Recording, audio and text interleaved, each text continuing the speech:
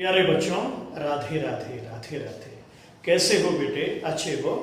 मैं Ashok Mishra learning with Radhe Radhe YouTube channel में आपका हार्दिक स्वागत करता हूं। बच्चों, अलंकार की श्रृंखला में हम पढ़ रहे थे। अभी तक आपने कर लिए थे, कई अलंकार हो गए थे अपने। इससे पहले अलंकार के 5 वीडियो मैंने डाले हैं, तो उनको भी आप जरूर देखिएगा, ठीक है? तो चलिए, अलंकार की इस कड़ी में आगे हम पढ़ते हैं रूपक अलंकार। और यदि आपने अब तक हमारे YouTube channel learning with Radhe Radhe को सब्सक्राइब नहीं किया है, तो जल्दी से इसे सब्सक्राइब करें और बेल आइकन भी दबाइए, जिससे आपको आगे की वीडियोस के नोटिफिकेशन मिलती रहे। तो प्रेम से कहो राधे राधे राधे राधे। तो बच्चों, टॉपिक में प्रवेश करते हैं।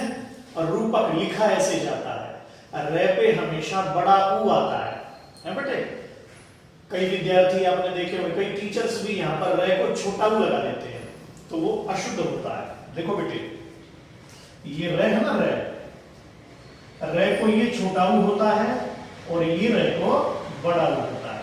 तो जब हम रूपक लिखते हैं ना, तो रूपक जब लिखते हैं तो इस तरह से आएगा रूपक।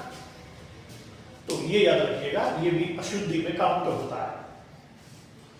तो रूपक लक्षण क्या है इसका? रूपक शब्द का अर्थ है अभेद या एक रूपता, अभेद या आरोप करना। जैसे यानी कि जहां पर काव्य में उपमेय में उपमान का आरोप कर दिया जाए। फिर सुन लीजिएगा, जहां उपमेय में उपमान का आरोप कर दिया जाए या दोनों को एक मान लिया जाए, तब वहां पर रूपक अलंकार होगा। याद रहेगा बेटे? उपमेय मीन्स जिसकी तुलना की जाती है, उपमान मीन्स जिससे तुलना की जाती है। तो इस अलंकार की एक छोटी सी ट्रिक भी है। क्या? उपमेय और उपमान दोनों के बीच में क्या आएगा? योजक चिन्ह आएगा। याद रखना बेटे इसको, है ना? तो रूपक मीन्स अभेद या आरोप, जहां पर उपमेय में उपमान का आरोप कर दिया जाता है या दोनों को एक मान लिया जाता है या दोनों में अभिन्नता सिद्ध कर दी जाती है, वहां रूपक अलंकार होगा। जैसे देखिए, जैसे पहली पंक्ति है, सूरदास जी की बड़ी फेमस पंक्ति है कि मैया मैं तो चंद्र खिलौना ले हूं, मैया मैं तो चंद्र खिलौना ले हूं।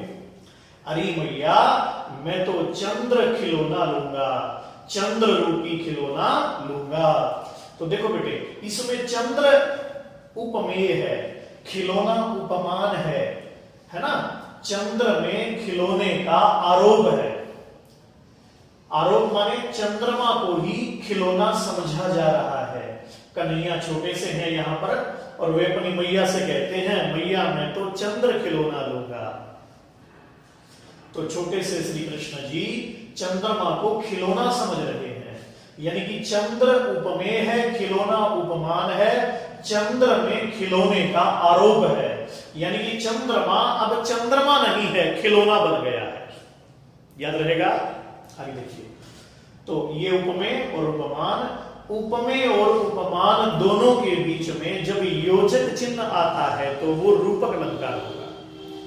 उपमेय और उपमान के साथ जब सा से सी सरिस आता है तो वो उपमा अलंकार होगा।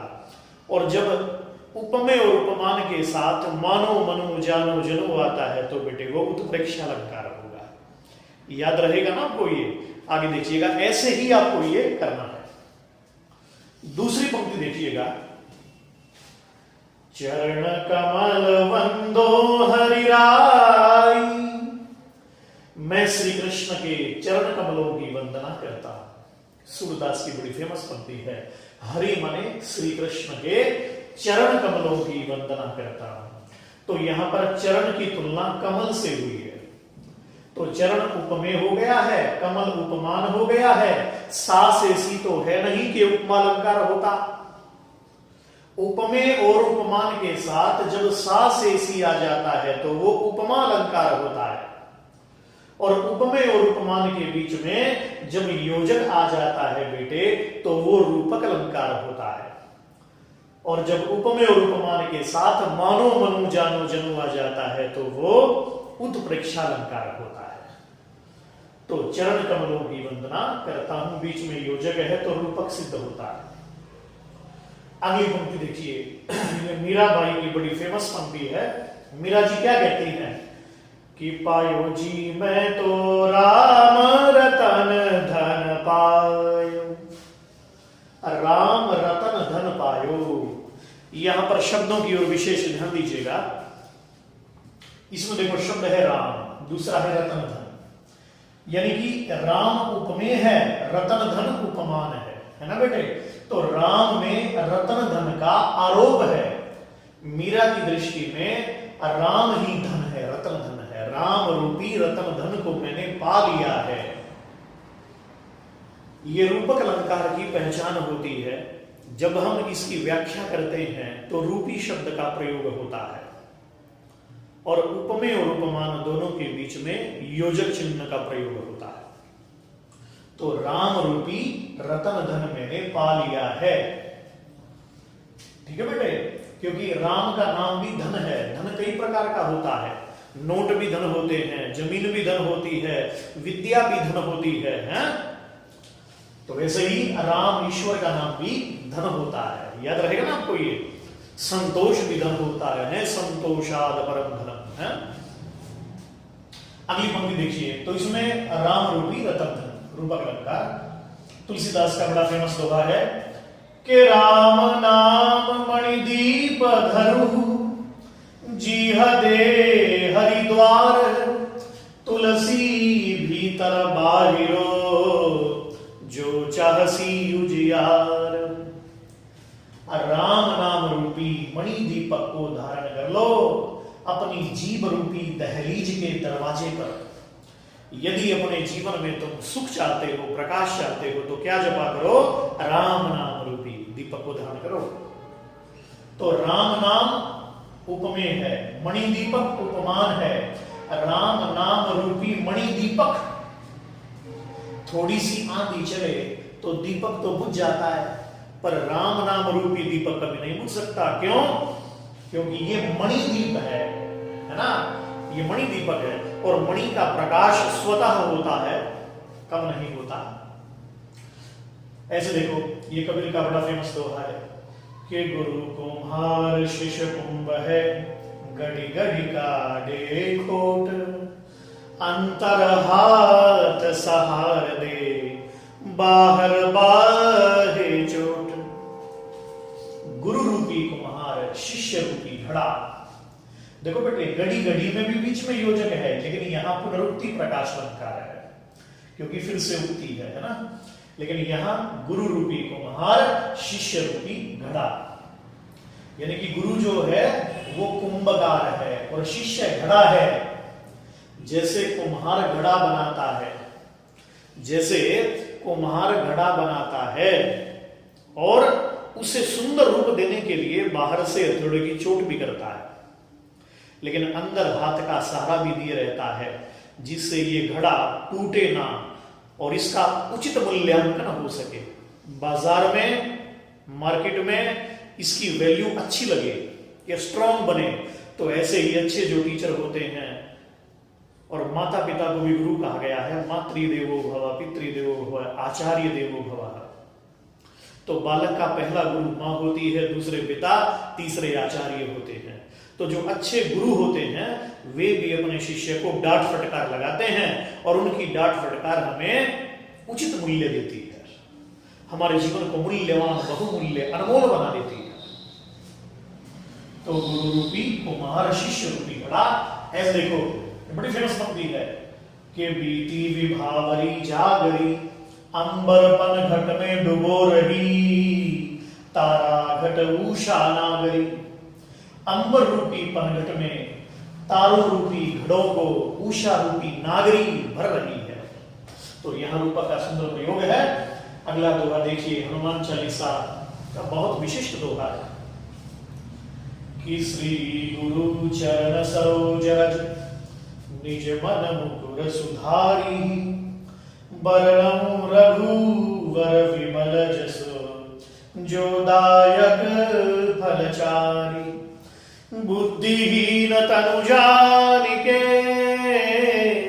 सुमिरो पवन कुमार।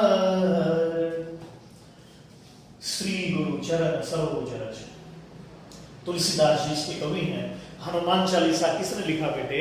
हनुमान चालीसा के रचयिता हैं गोस्वामी तुलसीदास जी। प्रेम से कहो जय सिया राम, जय सिया राम। तो ध्यान दीजिएगा, तुलसीदास जी क्या बोले कि मैं अपने गुरुदेव के चरण रूपी, सरोज माने कमल, चरण रूपी कमलों की रज से अपने मन रूपी दर्पण को स्वच्छ करता हूं। मुकुर माने दर्पण, शीशा। गुरुदेव के चरण रूपी कमलों की धूल से अपने मन रूपी दर्पण को स्वच्छ करके श्री रघुनाथ जी के निर्मल यश का वर्णन करता हूं। जो दायक फलचारी, जो सुनने से 4 प्रकार के फल देता है। कौन कौन से? बोले धर्म, अर्थ, काम और मोक्ष। फिर देखिए, तो इसमें चरण सरोज में रूपक अलंकार, मन मुकुर में रूपक अलंकार, क्योंकि चरण उपमेय है, सरोज उपमा है ना, दोनों के बीच में योजक सिद्ध है।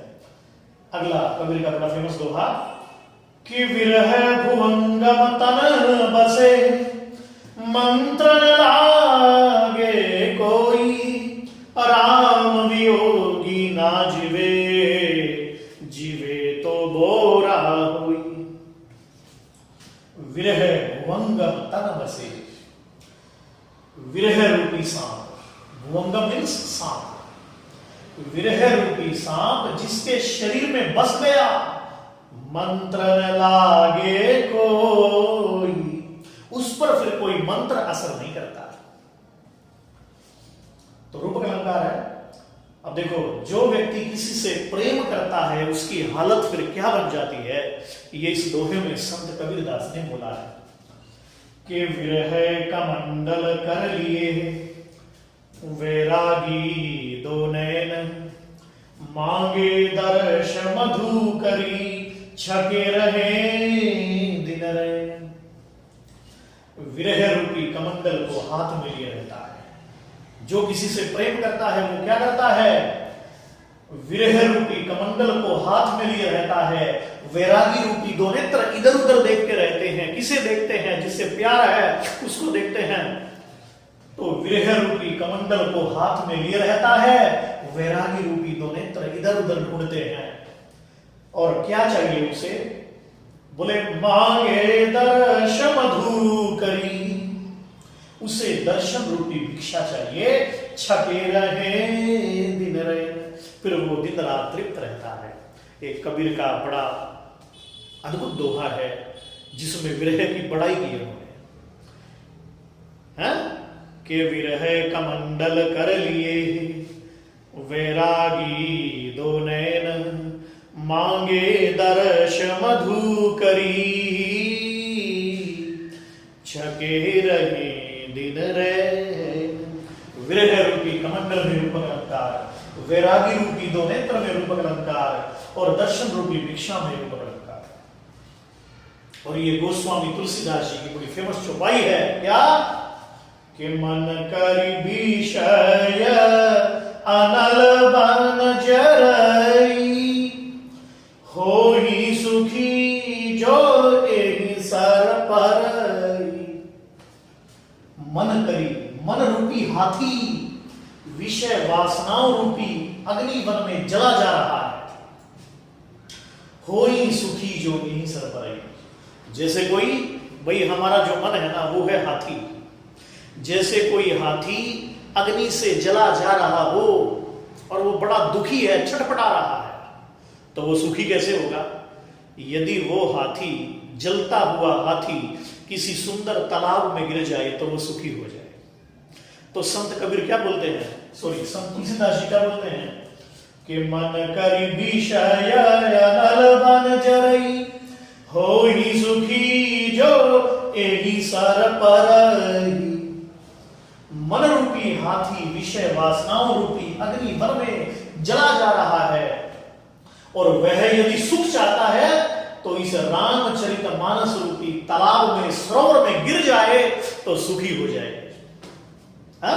तो राम कथा की बड़ी प्रशंसा तुलसीदास जी ने की है कि राम कथा कली बिटप कुठारी, सादर सुनो गिरिराज कुमारी। राम कथा कली बिटप कुठारी। राम कथा क्या है? बोले कलयुग विटप। ये जो कलयुग है ये एक वृक्ष है। कलयुग रूपी वृक्ष को काट डालने के लिए राम कथा कुठारी है। कुठारी माने कुल्हाड़ी है। राम कथा कली विटप कुठारी, सादर सुनो गिरिराज कुमारी। महादेव मां पार्वती जी को राम कथा सुना रहे हैं और क्या कहते हैं कि हे सुमुखी, हे देवी, यह राम कथा कलयुग रूपी वृक्ष को काट डालने के लिए कुल्हाड़ी के समान है। सादर सुनो गिरिराज कुमारी, हे गिरिराज कुमारी आप इसे सादर सुनिए। सादर सुनहु मन लाई। तो इसमें जो है बेटे कलयुग रूपी विटप में रूपक अलंकार है। तो पहचान लेंगे आप, रूपक मीन्स अभेद या आरोप। जहां उपमेय में उपमान का आरोप होता है वहां रूपक अलंकार होगा। इसकी ट्रिक क्या है? उपमेय और उपमान दोनों के बीच में एक चिन्ह आता है जिसे कहते हैं योजक चिन्ह। ठीक है बेटे? तो प्रेम से कहिए जय सिया राम, जय सिया राम। आज बस इतना ही है। इन्हीं शब्दों के साथ राधे राधे।